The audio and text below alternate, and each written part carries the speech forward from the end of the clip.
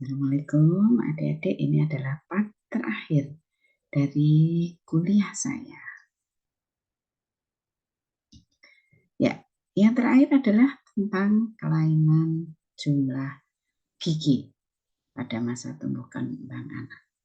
Ya, kelainan jumlah ini lebih mudah. Ya. Quran surat Al-Mu'minun ayat 14 mengatakan fatabarakallahu ahsanul khaliqin. Maha sucilah Allah, pencipta yang paling baik. Jadi kita bersyukur ya, ada kita diciptakan gigi-gigi yang sempurna. Namun Allah juga maha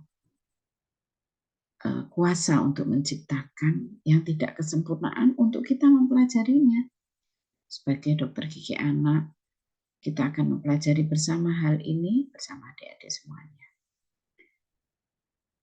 Ya, kelainan jumlah gigi adanya cuma dua, hipodonsia dan hiperdonsia atau hiper itu lebih gitu ya. Dari katanya udah gampang.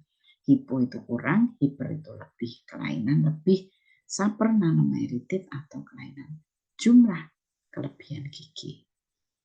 Apa aja dok? Yang pertama adalah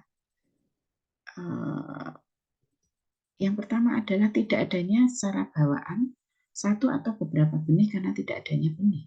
Beberapa gigi karena tidak adanya benih. Nah ini pada gambar ini kaninesnya nggak ada. Jadi habis I sentral, sebelahnya I lateral, tidak ada kanines langsung premolar. Nah ini benihnya nggak ada. Jadi beberapa gigi tidak ada karena memang benihnya tidak ada. Nah itu ya hipodonsia. Berikutnya adalah hiperdonsia.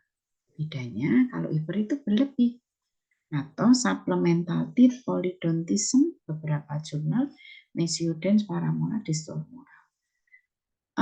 Kelihatannya normal, tapi bentuknya seperti incisivus, bentuknya seperti canines ya. Kemudian nah itu yang bentuk-bentuknya seperti itu. Kemudian konusnya bentuknya konus, nah, ini seperti ini. Lebih banyak pada pria ternyata, ya, dan lebih banyak pada maksila. 75% hiperdonsia itu adalah Mesiodens.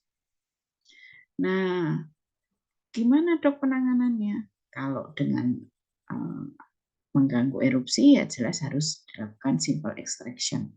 Gigi yang konus tadi diambil, kemudian kalau terbalik ya terpaksa harus dioperasi ya, kerjasama dengan dokter bedah mulut tentunya.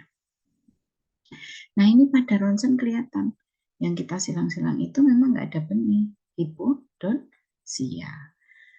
Ya, jadi tidak adanya benih, anodonsia atau oligodonsia.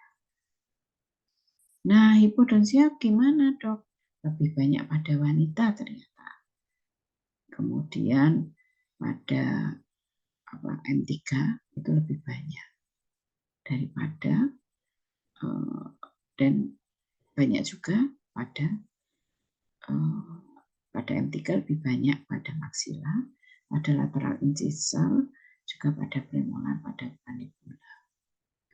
Terus gimana dok? Ya tentunya kalau kurang giginya ya kita buatkan gigi tiruan ya untuk menjaga vertikal dimensi.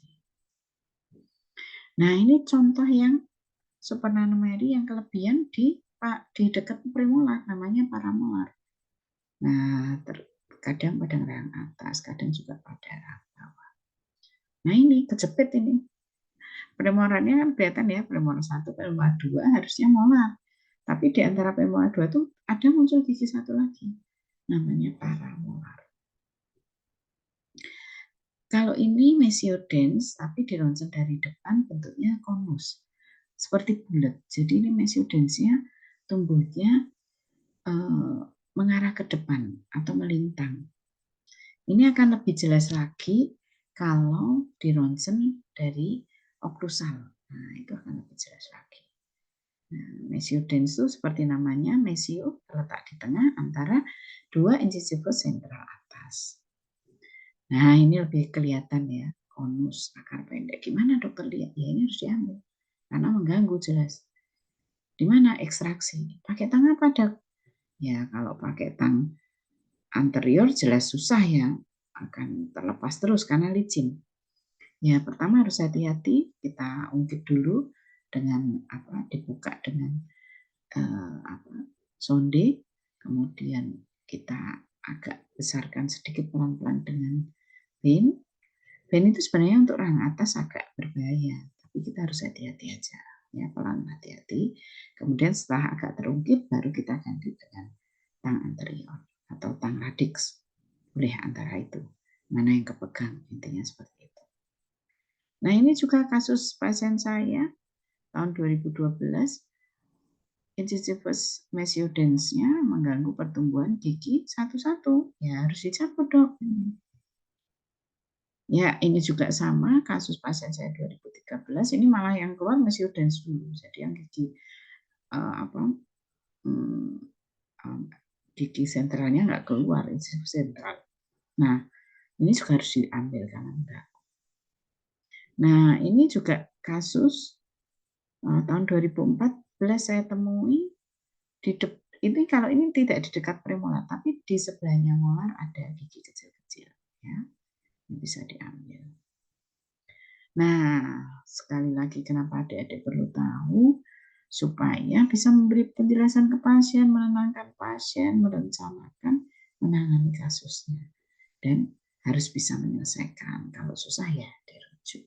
Merujuk itu bukan hal yang memalukan karena kita memang tidak bisa melakukannya. Manusia tidak ada yang sempurna, termasuk dokter juga. Baik adik-adik, ini saya, kemudian ini tim medis saya Dendres sejak tahun 2008 dan sekarang Dendres sudah berusia 16 tahun. Ya. Baik, terima kasih atas perhatiannya. Mudah-mudahan bermanfaat untuk kita semua. Assalamualaikum warahmatullahi wabarakatuh.